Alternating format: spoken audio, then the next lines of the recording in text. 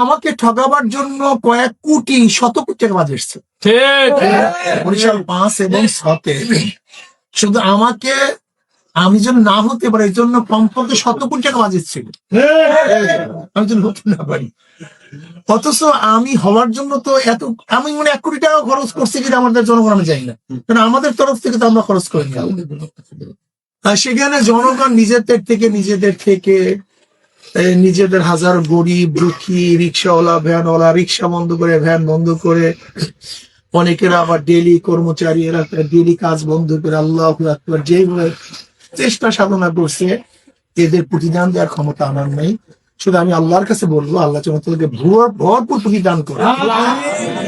আর যারা ইসলাম ও মানবতার জন্য, ইসলামের জন্য, দেশের জন্য, মানবতার জন্য ভোট দিয়েছে, আমি মনে করি এদের চেয়ে দামি, এদের চেয়ে মেধাবী, এদের চেয়ে জ্ঞানী দ্বিতীয় কোনো ভোটার আছে বলে আমি মনে করি না। স্বার্থর বাহিরে তারা জানে যে আমরা জোটের মধ্যে নাই, সেখানে আমরা ক্ষমতা যেতে পারবো না, এটা তাদের জানা আছে। তারপরে শুধু ইসলামের জন্য একজন আলেমের কথা প্রশ্ন করতে চাই।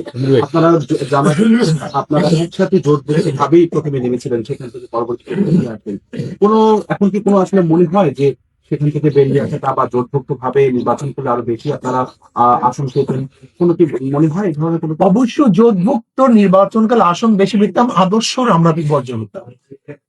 আমাদের আদর্শ জলঞ্জলি। জামাতের সাথে ঐক্যবদ্ধ জোটবদ্ধ নির্বাচন করলে অবশ্যই সিট বেশি পেতাম, কোনো সন্দেহ নেই, লেকিন আমরা আদর্শ পরাজিত।